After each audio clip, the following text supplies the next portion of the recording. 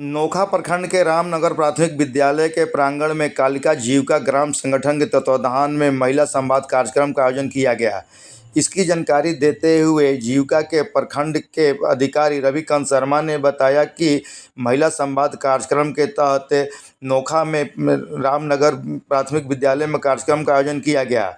इसके का उद्घाटन रोहतास जिला के प्रभारी जिलाधिकारी सह उप विकास आयुक्त विजय कुमार पांडे, छतौना पंचायत के मुखिया तृप्ति कुमारी और नोखा प्रखंड के प्रभारी अधिकारी एडीएम विनीता कुमारी ने संयुक्त रूप से दीप प्रज्वलित करके इसका उद्घाटन किया।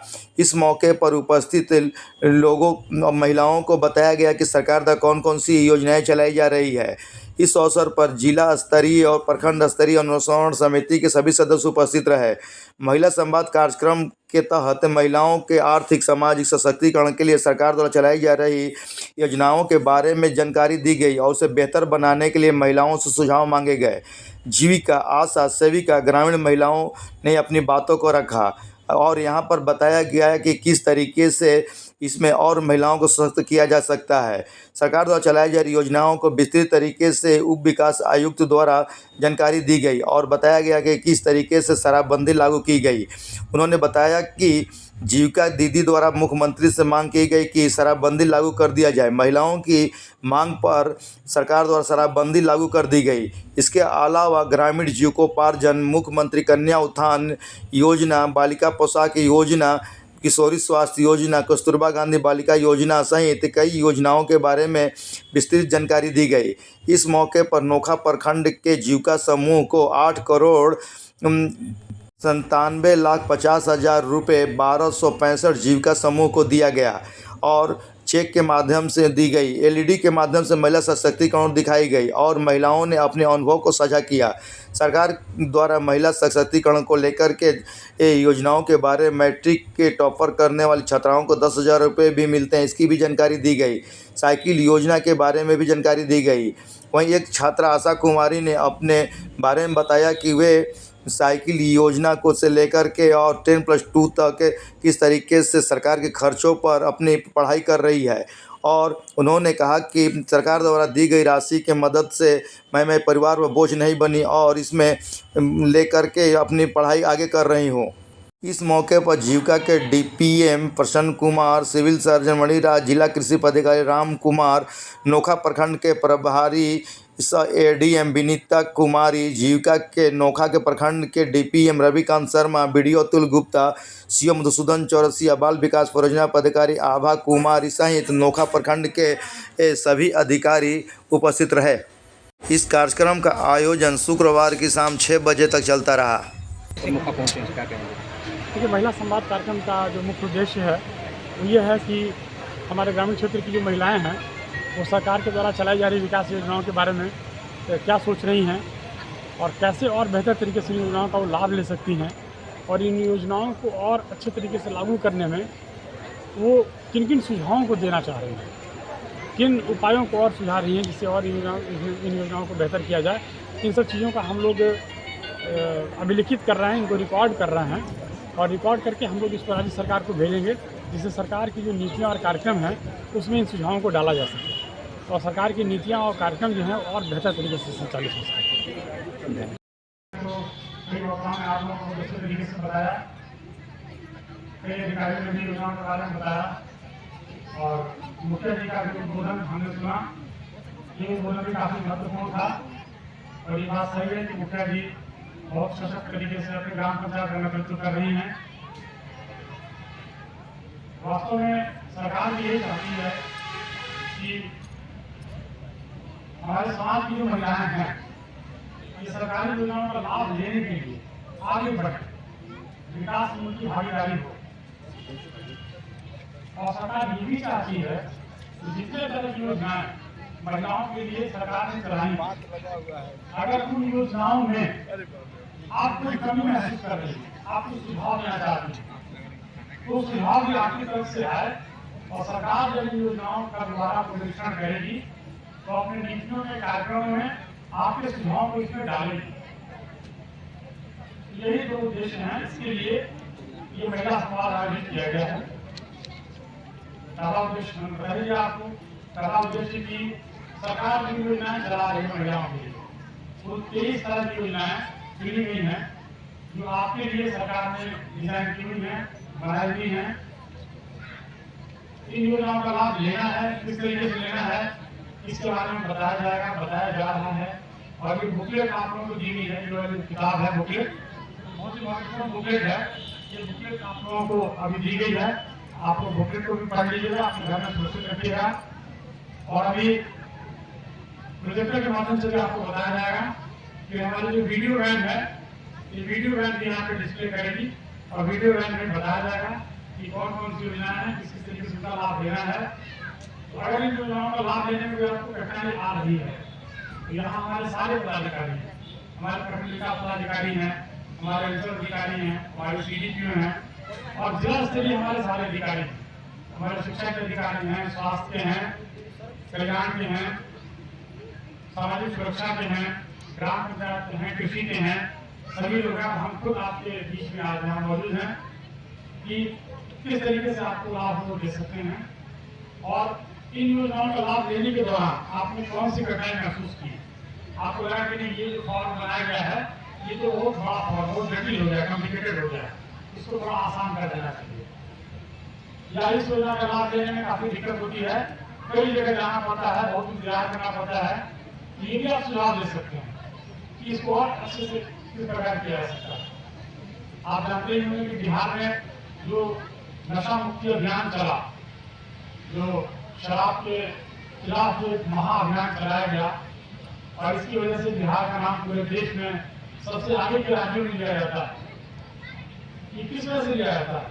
माननीय मुख्यमंत्री जी एक संवाद कर रहे थे और उसी संवाद में जीविका दीदी ने कहा कि शराबबंदी लागू होना चाहिए। माननीय मुख्यमंत्री जी ने तुरंत वादा किया कि ठीक है, शराबबंदी लागू करेंगे। देखिए पूरे बिहार में शराबबंदी लागू हुई और लगातार चल रही है और इससे समाज को कितना फायदा हुआ। जिन परिवारों में शराब पीने के चलते परिवार में मारपीट होती थी, पैसे की बर्बादी होती थी, लड़ाई झगड़े हुआ करते थे, सामाजिक तनाव बना हुआ रहता था, इनसे काफी छुटकारा पाने में मदद मिली है। इसमें भी चुनौतियां कम नहीं है, लेकिन आप जानते हैं कि कौन सा ऐसा काम है जिसमें भी चुनौती नहीं आती। हर काम में चुनौतियां आती हैं, चुनौतियों से लड़ना है, उसके आगे जाना है और लगातार काम करते रहना है। तो इसी वजह से ये संवाद भी इसीलिए डिजाइन किया गया कि सरकार ने जितनी योजनाएं बनाई हैं उन योजनाओं का सोशल ऑडिट किया जाए, आप लोगों के साथ किया जाए, बच्चियों के साथ किया जाए, महिलाओं के साथ किया जाए, महिला जनप्रतिनिधियों के साथ किया जाए और उनसे पूछा जाए, उनसे जाना जाए, इसको नोट किया जाए कि किसी योजना में और किस तरीके से बेहतर किया जा सकता है या किसी और नई योजना की आवश्यकता हो तो वो भी आप बता सकती हैं। लेकिन हमें इस चीज की भी जरूरत है, ये योजना भी महिलाओं के लिए होना चाहिए, तो उनको भी यहाँ पे रिकॉर्ड किया जाएगा। रिकॉर्ड करने के बाद जिले में आएगा और जिले में एक कमेटी है, वहाँ पे जिलाधिकारी की अध्यक्षता में एक समिति है, तो समिति उन योजनाओं को आपकी तरफ से जो सुझाव आएंगे उन सुझावों को एक जगह इकट्ठा किया जाएगा और उसको फिर राज्य सरकार को भेजा जाएगा और राज्य सरकार फिर इन सुझावों को अपनी नीतियों और कार्यक्रमों में लागू करेगी। यही इस कार्यक्रम का मुख्य उद्देश्य है। योजनाएं ले रहे हैं, जैसे नशा मुक्ति अभियान, नशा मुक्ति है, बाल विवाह, दहेज प्रथा, तो इसके लिए बहुत से कानून बने हुए हैं, इसमें सरकार काम कर रही है, सामाजिक अभियान के रूप में भी काम किए जा रहे हैं, कानूनी तौर पर भी काम किए जा रहे हैं, तो और इसको कैसे बेहतर बनाया जा सकता है, हो सकता है आपका कुछ सुझाव हो, वो सुझाव आप लोग हमें दे सकते हैं। सतत जीविकोपार्जन योजना है, सतत जीविकोपार्जन योजना में हम लोग आधारभूत संरचना के साधन जैसे बकरी के शेड, पशु शेड और भी कई तरीके के टूल्स, उपकरण, किट उपलब्ध कराते हैं और इसको कैसे अच्छा किया जा सकता है। मुख्यमंत्री कन्या उत्थान योजना है, बालिका पोशाक योजना है, तो बालिका पोशाक योजना में और क्या कर सकते हैं। जैसे आपकी बच्ची बालिका पोशाक योजना से लाभ प्राप्त करती है तो आपके मन में कुछ क्या विचार आता है कि इसको और ऐसे कर दिया जाता, इसको और बढ़ा दिया जाता, इसको और इस तरीके से किया जाता, तो वो सुझाव भी आप दे सकते हैं। उसी तरीके से कस्तूरबा गांधी बालिका विद्यालय, आप जानते हैं कस्तूरबा गांधी बालिका विद्यालय कितना सफल मॉडल साबित हुआ। तो जो समाज की प्रमुख वर्गों की बच्चियां वहां जो पढ़ने के लिए जा रही हैं, तो किस तरीके से वो अपना किसी चुनौती को फेस कर रही हैं, कोई समस्या फेस कर रही हैं, क्या उसको और बढ़ा दिया जाना चाहिए या एडमिशन की संख्या को और बढ़ाना चाहिए या बच्चों को और अधिक लाभ दिए जाने चाहिए, आप क्या सोचते हैं? ये सुझाव हमारे लिए बहुत इंपॉर्टेंट होंगे। उसी तरीके से मुख्यमंत्री किशोरी स्वास्थ्य कार्यक्रम, किशोरी स्वास्थ्य के बारे में आप गृहिणी हैं, आपके घर में छोटे बच्चे हैं, किशोरियां हैं, तो किशोरियों को क्या समस्या है? क्या किशोरियां इससे लाभान्वित हो रही हैं? इस योजना में और क्या किया जाना चाहिए? या बिहार स्टूडेंट क्रेडिट कार्ड योजना, तो क्या इस योजना का लाभ सब जगह मिल पा रहा है? लाभ नहीं मिल पा रहा तो कहाँ कहाँ करना है, कहाँ दिक्कत आ रही है, कहाँ अड़चन आ रही है, कहाँ रुकावट आ रही है, तो बताइए, हम लोग इन चीजों को दूर करेंगे। इसी तरीके से जैसे महिला हेल्पलाइन, महिला हेल्पलाइन पूरे जिले में काम कर रही है, तो महिला हेल्पलाइन के साथ आपका क्या अनुभव रहा है? महिला हेल्पलाइन को एक दिन ये कार्यक्रम चलेगा और पूरे जिले में करीब 4 लाख से अधिक महिलाएं हमारे इस कार्यक्रम में शामिल होंगी। 4 लाख से अधिक महिलाओं के सुझाव हम लोग लेंगे और उन सुझावों को इकट्ठा करके उनकी सूची बना करके हम राज्य सरकार को इसको भेजेंगे और जल्द ही आपको दिखेगा राज्य सरकार की नीतियों और कार्यक्रमों में आपको इस योजना का असर, आपके सुझावों का असर, आपकी बातों का असर आपको दिखेगा, जल्दी आपको दिखेगा। तो इसी के साथ हम अपनी बात समाप्त करते हैं और हम अनुरोध करेंगे यहाँ की जो प्रचार करने वाली टीम है कि फिर इस कार्यक्रम को कंटिन्यू करें। आ जाइए दोनों समय।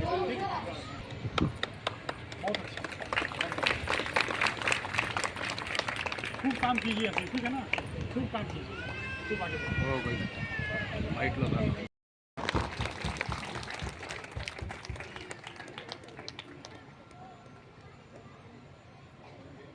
महिलाओं के स्वास्थ्य के बारे में हम कुछ बताएंगे, इसके बाद फिर आपको माइक देंगे, आपको यहाँ का प्रभार देके हम चलेंगे और सभी महिलाओं को भी इसके साथ जोड़िए और इसका अधिक से अधिक इसका प्रचार प्रसार कीजिए। और सरकार के द्वारा जो भी योजना चलाई जा रही है, हर योजना की जानकारी को नीचे के लेवल पर लेकर जाइए। जब रीता जी बताइए, अपना अनुभव बताइए, पुलिस में आपका यहाँ उपस्थिति सभी सर और दीदी को नमस्ते। आज बहुत हर्ष की खुशी की बात है कि आज जीविका में जुड़कर आज यहाँ पर कुछ कहने और बोलने के मौका मिला है।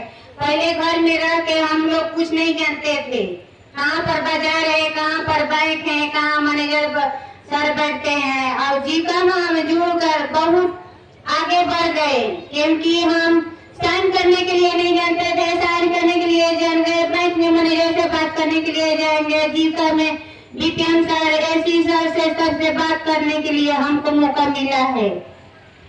यही कहकर अपना बारे के विराम देते हैं। आपको कैसा लगा, पढ़ाई मुझसे मतलब मिली कि नहीं मिली, जरा बताओ, थोड़ा सा माइक से बताओ, माइक से माइक में बोल के बताना, हाँ, तो आराम से बोलना, और जब बोलना तो ऐसा बोलना है जैसे सब कुछ तुम ही जानते हो, ऐसे बोलना, ठीक है ना, हम उसको ताली बजाएंगे, बोलो खूब बढ़िया।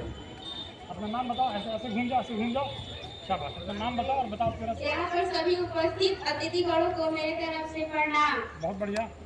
आज यहाँ पर हमें कुछ कहने और बोलने का मौका मिला है अपने शिक्षा के संबंधित में। नाम बताओ अपना और किस स्कूल में हो, किस क्लास में हो। मेरा नाम आशा कुमारी है, मैं 12th क्लास की छात्रा हूँ।